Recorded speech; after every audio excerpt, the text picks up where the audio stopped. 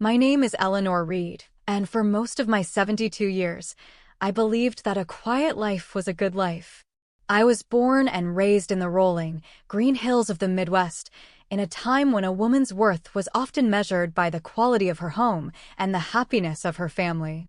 I married my high school sweetheart, Richard, a man with a steady mind for numbers and a quiet kindness that felt like a warm hearth. He taught me the basics of investing, of seeing the world not just for what it was, but for what it could become with patience and foresight. When he passed away far too young, leaving me with a mountain of grief and our 10-year-old son, Robert, I took the lessons he'd taught me and the small life insurance policy he'd left, and I began to build. I raised Robert on my own, working as a bookkeeper for local businesses, a skill Richard had helped me hone. I poured everything I had into that boy, my time, my love, and every spare dollar. My own needs became a distant echo. In the evenings, after Robert was asleep, I would sit at the small desk in our living room, poring over stock reports and real estate listings. I was careful, never greedy. I bought a duplex on the other side of town, then another. I invested in a small, local grocery store, Willow Creek Grocers, started by Richard's best friend, Arthur, who needed a silent partner to get his dream off the ground. Over decades, my quiet, diligent efforts bore fruit. My nest egg grew into something substantial, a silent fortress I'd built around myself and my son, brick by careful brick. When Robert married Claire, I was happy for him. She was beautiful and sharp, with a polished exterior that gleamed under the light. I sold my small house and gave them the down payment for a larger one in the suburbs of Cedar Creek, a lovely place with mature oak trees and a sense of community. The understanding was that I would live with them in the small in-law suite downstairs. At first, it was a harmonious arrangement. But over time, as their son Leo was born and their lives grew busier, the dynamic shifted. Claire's polished exterior began to reveal a harder, colder material beneath. My roles slowly morphed from cherished mother and grandmother to unpaid housekeeper, cook, and on-demand babysitter. I told myself it was the price of family, the cost of staying close to my son and grandson. I allowed my world and my sense of self to shrink until it fit neatly into the box they had built for me. I forgot about the fortress. I forgot I had built it at all.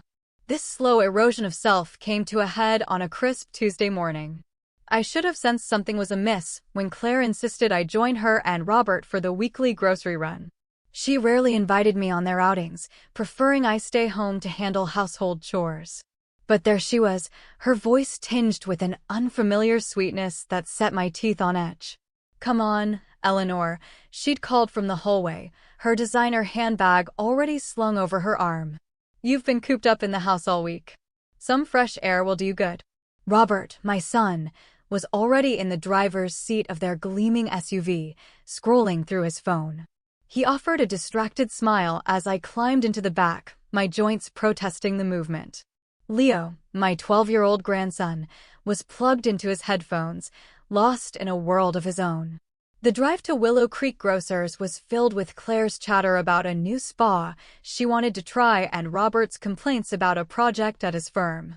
I sat in silence, watching the familiar streets of Cedar Creek slide by, feeling like a piece of luggage they were obligated to transport. Willow Creek Grocers was my sanctuary, though they never knew it. For over 30 years, I'd walked these aisles. I knew the worn spots on the linoleum, the particular scent of fresh produce and baking bread that hung in the air.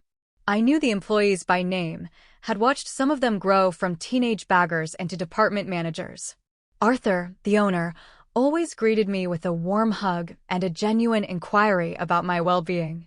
It was the one place outside my small suite where I felt like Eleanor Reed, not just Rob's mother or the live-in grandmother. Today, however, Claire was in charge.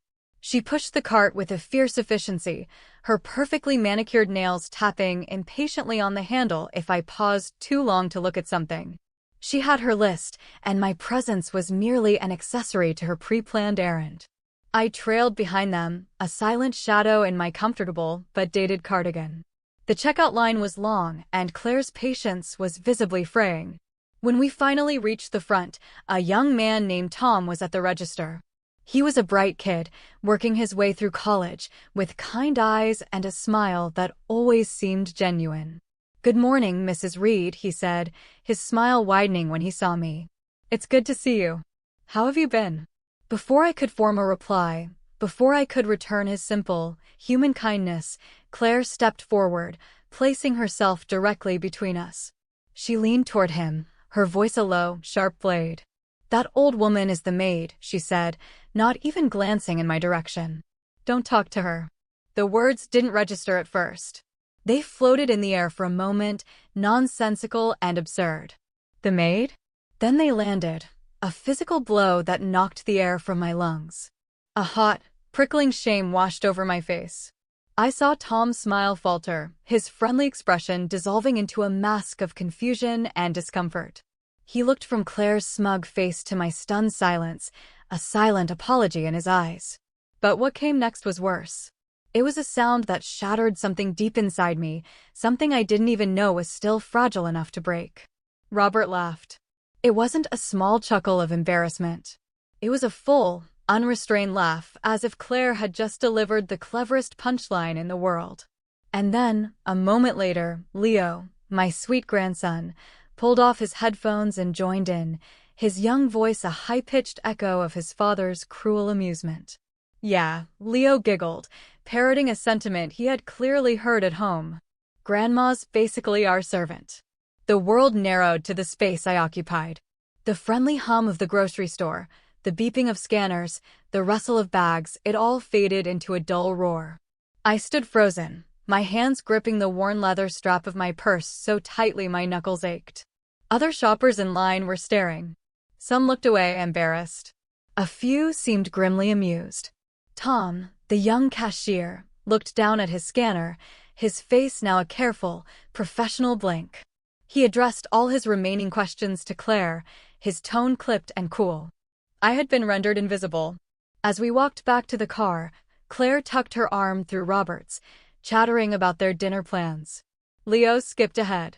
I followed behind, carrying 2 of the grocery bags, my steps heavy with a shame that felt more burdensome than the weight in my arms. They had cast me in a role, and now I was playing the part. The drive home was a blur of silent agony. They talked about a weekend getaway to wine country, a trip to which I was not invited. They didn't ask if I was okay. They didn't seem to notice the profound silence emanating from the back seat. They had already forgotten. For them, it was a throwaway moment, a casual bit of family banter. For me, it was a moment of horrifying clarity. Back at the house, I unpacked the groceries with robotic precision, my mind numb. I put the milk in the refrigerator, the bread in the pantry, the fresh vegetables in the crisper. I moved through the kitchen that was once my domain, a space where I had created countless meals filled with love and felt like an intruder. Later that evening, sitting on the edge of my bed in the small, dark suite, the scene replayed itself endlessly. "That old woman is the maid." Robert's laughter. Leo's echo. This wasn't just disrespect. This was a reflection of how they truly saw me, not as a mother, a grandmother, a person, but as a function, a utility. And in that moment, alone in the quiet of my room, a flicker of something long dormant began to stir. It was a quiet anger, yes, but beneath it was something more powerful, a question. Was this the life I had earned? Was this the life I deserved? For the first time in a very long time, the answer that rose from the depths of my soul was a clear and unwavering no. That night, sleep was a distant shore I couldn't reach. The silence of my small suite, usually a comfort, felt suffocating. I stared at the ceiling, tracing the faint cracks in the plaster, and saw the cracks in the foundation of my own life. Claire's words were a relentless echo, but it was the memory of my son's laughter that caused the deepest wound. The boy I had protected and nurtured had stood by and found my public humiliation amusing. I got out of bed and walked to the small window that looked out onto the manicured backyard. It was a beautiful yard, but it wasn't mine. Nothing in this house truly felt like mine anymore. When they had first moved in, Claire had undertaken a complete redecoration.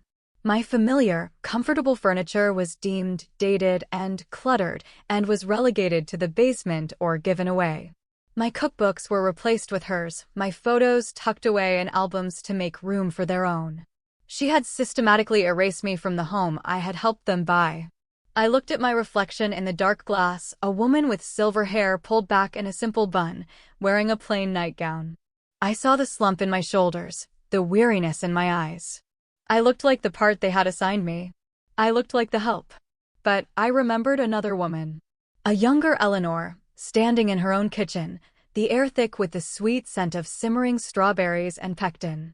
After Richard died and Robert was in middle school, I had started a small business from home, Cedar Creek Preserves. I made artisanal jams, jellies, and marmalades from local fruits. It started with the farmer's market, then local shops started carrying my products. It was my own creation, a source of pride and independence. I had been known in the community not just as Robert's mother, but as the Jam Lady, a title I wore with a quiet joy. When Claire moved in, she gently but firmly suggested that the business was too much for me at my age. "You should be relaxing, Eleanor, enjoying your retirement," she'd said, her smile never quite reaching her eyes. "Besides, the mess in the kitchen is a bit much when we have guests." I had let her convince me. I had let her dismantle my small enterprise, just as she had dismantled my presence in the house. I had traded my purpose for a fragile piece that, I now realized, had never been real. A new resolve settled over me. I turned from the window and went to the back of my walk-in closet. Behind a row of old winter coats I no longer wore, built into the wall, was a small, fireproof safe. My hands were steady as I spun the dial to a combination only I knew: the date Richard had passed away. Not a morbid reminder, but a symbol of the day my life changed, the day I learned I had to rely solely on myself. Inside, nestled in neat folders, were the documents that constituted my real life, the life they knew nothing about. Bank statements from accounts they couldn't access, deeds to properties they didn't know I owned, and the original partnership agreement for Willow Creek Grocers. I spread the papers on my small desk, the lamplight illuminating the fruits of my long, quiet labor. After Richard's death, I had been terrified of financial insecurity. Every spare dollar from my bookkeeping job, every profit from my jam business, had been carefully invested. I had lived frugally, not out of necessity, but out of a deep-seated need for security. The numbers on the pages stared back at me, a testament to decades of discipline. I owned 40% of Willow Creek Grocers, a silent partnership that had paid steady, significant dividends for years. I owned 4 residential rental properties in a burgeoning neighborhood near the university, their value having multiplied many times over. My investment portfolio, managed by a discreet firm in the city, was diversified and robust. I had kept it all a secret, not out of shame, but for self-preservation. Early in her marriage to Robert, Claire had a knack for sniffing out any small financial surplus.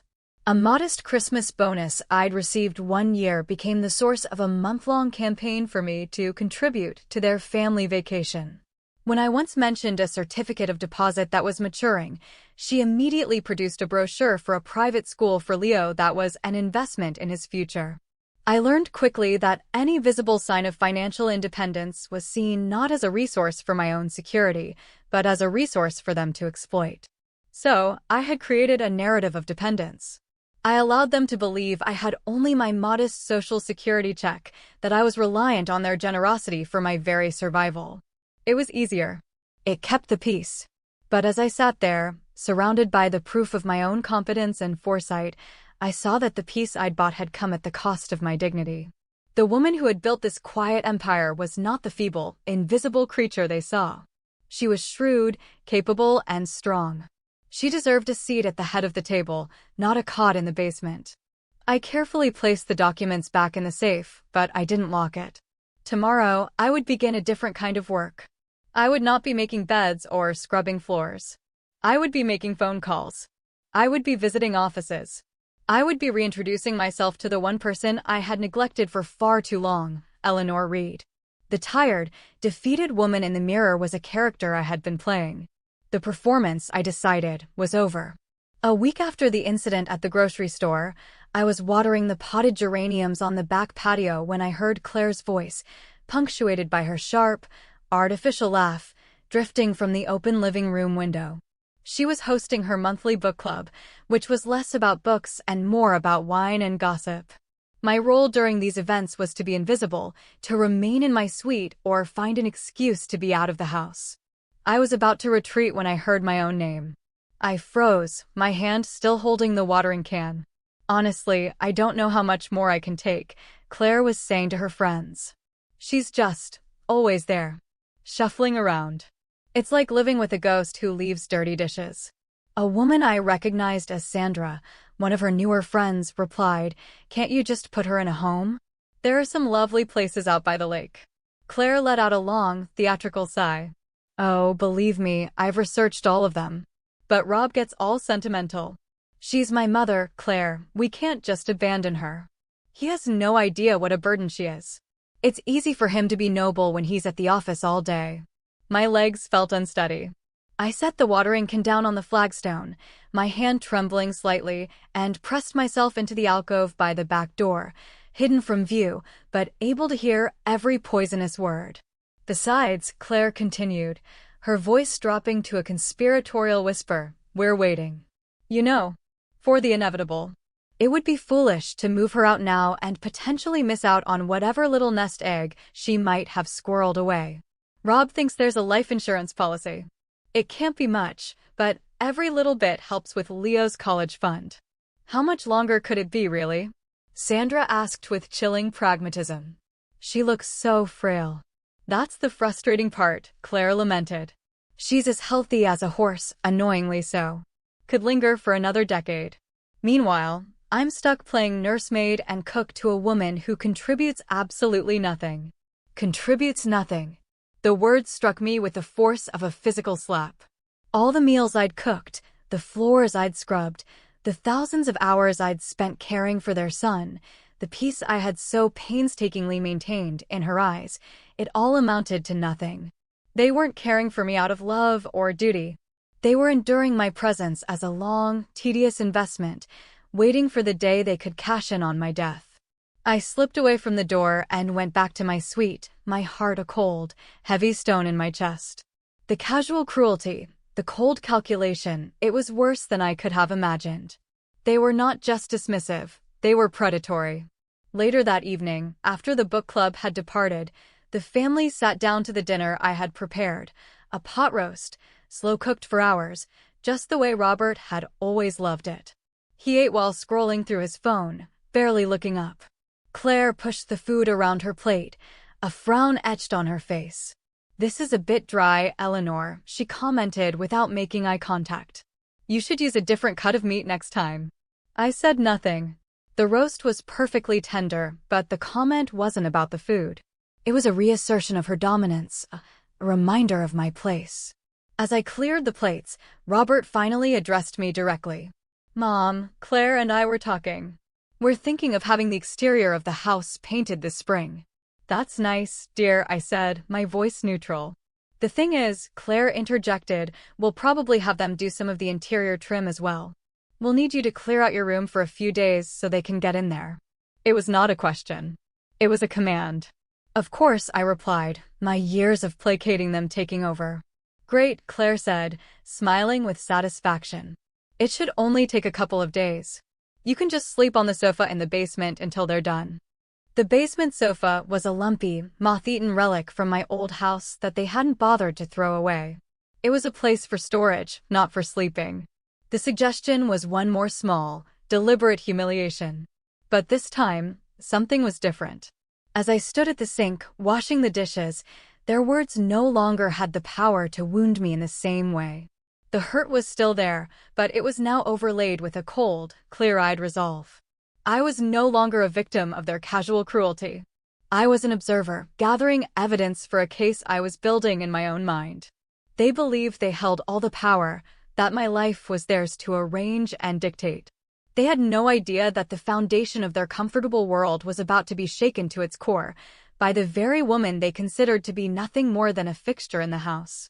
The quiet, shuffling ghost was about to show them just how solid she really was. The following Monday morning, I woke before the sun. I dressed not in my usual soft cardigan and slacks, but in a tailored wool blazer and trousers I hadn't worn in years. As I looked in the mirror, I saw not the maid, but a businesswoman. Quietly, I let myself out of the house and, instead of my usual walk around the neighborhood, I drove my old, reliable sedan downtown. My first stop was a modern glass and steel building I hadn't entered in over a decade. The receptionist at the financial advisory firm looked up, surprised, as I announced myself. My name is Eleanor Reed. I have an appointment with Mr. Albright. Mark Albright was the son of the man who had first helped me and Richard set up our portfolio. He was a sharp, empathetic man in his 50s who greeted me warmly. Eleanor, it's been too long. I usually just see your instructions come through electronically. To what do we owe the pleasure of a visit? I'm planning on making some significant changes, Mark, I said, taking a seat across from his polished mahogany desk. I need a full, consolidated accounting of all my assets. Everything. And I need to discuss restructuring my will. For 2 hours, we went over every detail of my financial life. Mark projected charts and graphs onto a large screen, and I saw the full scope of what I had built. The numbers were larger than I had even realized. Decades of compound interest and wise, patient investments had worked their silent magic. You're looking at a net worth of approximately $12 million, Eleanor, Mark said, a note of awe in his voice. You've done remarkably well. I felt a dizzying sense of vindication, but it was quickly followed by a profound sadness for the woman who had lived so small a life while sitting on such a fortune. My will currently leaves everything to my son, Robert, I said, my voice steady. I want to change that. I want to remove him entirely. Mark's professional demeanor didn't falter, but I saw a flicker of understanding in his eyes. All right. Who would you like to designate as your new beneficiaries? I want to establish a trust for my grandson, Leo, I explained. He can't access it until he's 30, and there will be stipulations. The trustee will have discretion based on his character and his relationship with me. The rest, the vast majority, I want to form a charitable foundation. A foundation to help elderly individuals who are victims of familial neglect and financial abuse. Mark wrote everything down, his pen scratching across the legal pad. This is a significant change, Eleanor. Are you sure? I have never been more sure of anything in my life, I replied. My next stop was just 2 blocks away at the headquarters of Willow Creek Grocers. I walked through the familiar aisles, but this time I wasn't a customer. I was an owner. I found Arthur in his cluttered back office, surrounded by invoices and smelling faintly of coffee and sawdust. Eleanor, he boomed, his face breaking into a wide, genuine smile as he stood to hug me. What a surprise. You're a sight for sore eyes. It's good to see you too, Arthur, I said, settling into the worn chair opposite his desk. I'm here on business. He leaned forward, his expression growing serious. Everything all right? Everything is about to be, I said. Arthur, I've been a silent partner for 35 years. I think it's time I stopped being so silent. I want to take an active role in the company. I want a seat on the board. I want an office. Arthur's eyebrows shot up. He stared at me for a long moment, then a slow grin spread across his face. Well, it's about damn time. I've only been waiting for you to say that for the last 10 years. Welcome aboard, partner. Walking out of his office, I felt a foot taller. I had spent so long accommodating the needs and wants of others that I had forgotten the simple, powerful feeling of having my own needs met. When I arrived back at the house late that afternoon, Claire was in the kitchen, tapping her foot impatiently. Where have you been? She demanded, her voice sharp with irritation. Leo gets home from school in 20 minutes, and I have a yoga class. I needed you here. I had some appointments downtown, I replied calmly, setting my purse on the counter. Appointments? She scoffed. What kind of appointments could you possibly have? Personal business, I said, meeting her gaze directly. I didn't elaborate. I didn't justify. I simply stated a fact. A flicker of confusion crossed her face. She was accustomed to me providing detailed explanations, to me apologizing for any inconvenience. My simple, firm boundary was a foreign language to her. Well, she huffed, clearly flustered. You can't just disappear like that, Eleanor. We worry. I almost laughed. The lie was so blatant, so transparent. They didn't worry. They were inconvenienced.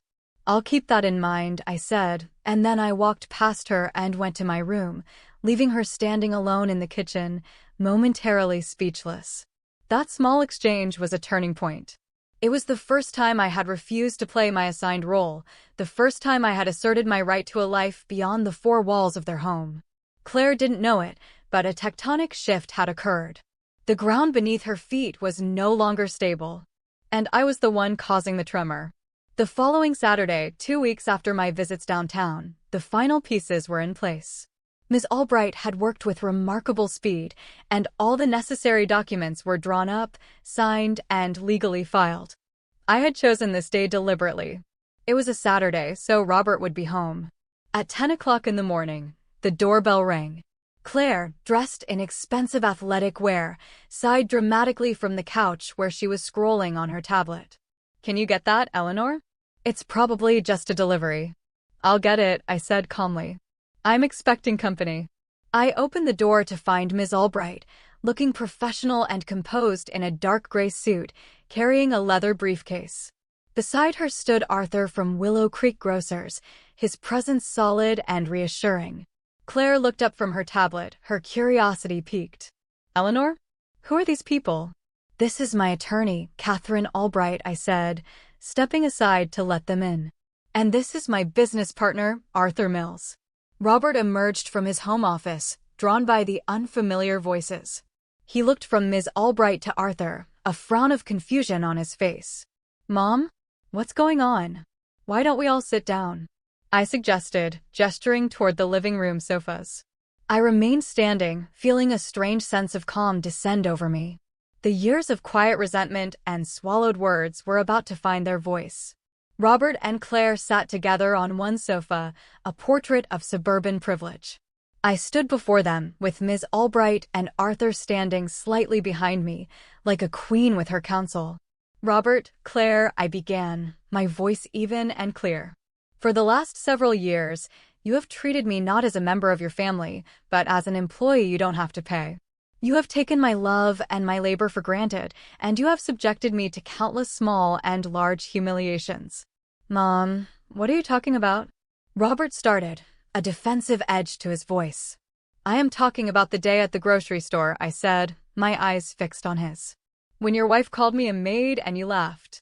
I am talking about hearing you, Claire, discuss with your friends how you are waiting for me to die, so you can collect what you assume is a meager inheritance." Claire's face flushed a deep, blotchy red. "You were eavesdropping?" "I was listening to you discuss my death as a financial inconvenience," I corrected her. "And it made me realize that you have no idea who I am. You have a perception of me that is based on your own needs and assumptions, and it is entirely false. Today, I am here to correct that perception." I nodded to Ms. Albright. She opened her briefcase and removed a thick sheaf of documents. "Let's start with the will," she said, her tone all business. "As of 3 days ago, Eleanor Reed has formally revoked her previous last will and testament. Her new estate plan removes you, Robert, as a beneficiary. You and your wife will receive nothing." The color drained from Robert's face. Claire gasped, her hand flying to her chest. "You can't do that. He's your son." "A son who laughed at my humiliation," I said softly. "The estate will now fund a charitable foundation. There is, however, a trust for Leo, which he can access at age 30, provided he proves to be a man of character and kindness." "This is insane," Robert stammered, looking from me to his wife. "She's obviously not in her right mind." On the contrary, Arthur spoke up, his deep voice filling the room. "I've known Eleanor for 40 years. Her mind is as sharp as it's ever been. Which brings me to my part in this." He looked directly at Robert and Claire. "For 35 years, your mother has been my 40% partner in the Willow Creek Grocers Corporation. She is, in fact, the co-owner of the very store where you chose to disrespect her." A choked, incredulous sound came from Claire. "That's impossible. She is nothing." "That is the perception she allowed you to have," Ms. Albright continued smoothly, consulting her notes. In addition to her stake in the grocery chain, Mrs. Reed owns 4 multi-unit rental properties downtown, a significant portfolio of stocks and bonds, and is the sole proprietor of a holding company that manages it all. The conservative valuation of her total assets, as of this Friday, is approximately $12 million. The silence that followed was absolute. It was as if all the air had been sucked out of the room. Claire stared at me, her mouth slightly agape, her eyes wide with a dawning horror that had nothing to do with empathy and everything to do with avarice. Robert simply sank back into the sofa, his face a mask of disbelief. 12 million, he whispered, the words barely audible. Why? Why would you hide that from us? Because I knew exactly how you would treat me if you knew, I said, the sadness in my voice genuine. You wouldn't have respected me, Robert. You would have respected my money. Your behavior proved that my secrecy was not only wise, it was necessary for my own protection. We would have treated you like a queen. Claire cried, her voice desperate. And that is the entire problem, I said. My worth as a human being, as your mother, should not be contingent on my bank balance. Ms. Albright cleared her throat. There is one final piece of business. As of yesterday, your mortgage on this house was purchased by Mrs. Reed's holding company. She is now your landlord. She slid a final document across the coffee table. This is a 30-day notice to vacate the premises. The house is hers. The finality of it all broke them. Robert put his head in his hands, his shoulders shaking. Claire just stared at me, her face a ruin of greed and thwarted ambition. You can't, she whispered. This is our home. This is Leo's home. This was my home long before it was yours, I said, my voice no longer sad, but filled with a strength I hadn't felt in years. And you made it very clear that I was not welcome here. I am now taking it back. I turned to walk toward the stairs, intending to pack a small bag and check into a hotel while they made their arrangements. My life in this house was over. Mom, wait, Robert called after me, his voice thick with tears. Please, don't do this. We can change. I can change. I paused at the foot of the stairs, my back to him. I'm 72 years old, Robert, I said, not turning around. I don't have time to wait for you to learn how to be a good son. I have to go and learn how to be myself again. 6 months later, I stood on the deck of a small, cedar-shingled cottage perched on a cliff overlooking the Oregon coast.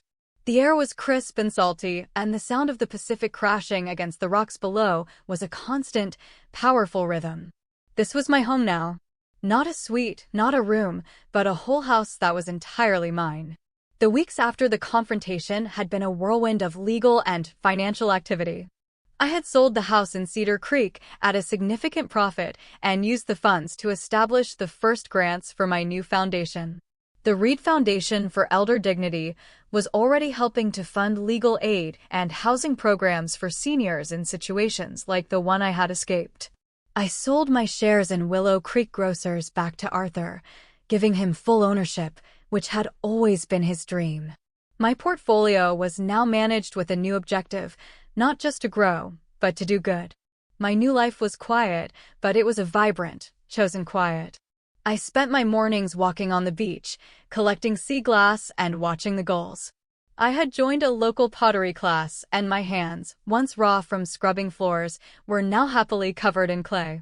My kitchen was filled once again with the scent of simmering fruit, as I had resurrected Cedar Creek preserves on a small scale, selling my jams at the local farmer's market, where I was known simply as Eleanor, the lady who makes the wonderful Marionberry jam.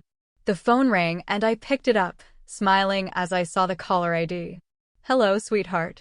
Hi, Grandma. Leo's voice came through, a little deeper than it was 6 months ago. He called me every Sunday.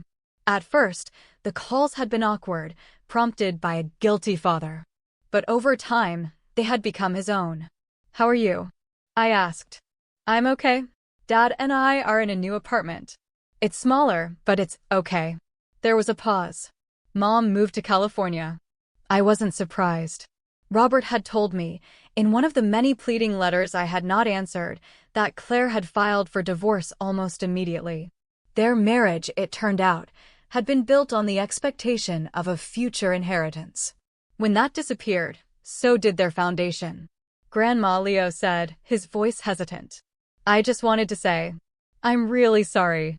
It was the fourth or fifth time he'd said it, but this time it sounded different. Less rehearsed. I think about that day at the store a lot. It was a really mean thing to do, and I just laughed along because I thought it would make them happy. It was stupid. Thank you for saying that, Leo, I said, my heart aching with a mixture of old pain and new hope. It means a lot to me that you understand that. Can I maybe come visit you this summer? He asked. Dad said he'd put me on a plane. I want to see your new house. And the ocean. I would love that more than you know, sweetheart, I said, and for the first time, I felt a genuine stitch being mended in the torn fabric of my family. The relationship with my son felt irreparable, but perhaps with my grandson a new, healthier one could be built. After we hung up, I walked back out onto the deck with a cup of tea. The sun was beginning to set, painting the clouds in spectacular shades of orange and violet. I thought about the woman I was 6 months ago, the one who believed her life was over, who felt invisible and worthless. She seemed like a person from a distant past, a character in a sad story I had once read. My life wasn't about revenge. It was about reclamation. It was about remembering that self-respect isn't something other people give you, it's something you must demand for yourself. I had drawn a line, not just in my will, but in the sand of my own life, and I had chosen to stand on the side of my own dignity. I took a sip of my tea and watched the last sliver of sun dip below the horizon. I am 72 years old, and my life, my real life, has just begun. I often wonder, looking out at the endless expanse of the ocean, how many others are living in quiet rooms, allowing their worlds to shrink. I wonder what would happen if they, too, decided to open the door and walk out into the sun. If you have listened to my story this far, perhaps you have a story of your own, a moment when you had to reclaim a piece of yourself. What line have you had to draw in your own life to find your way back to who you were meant to be?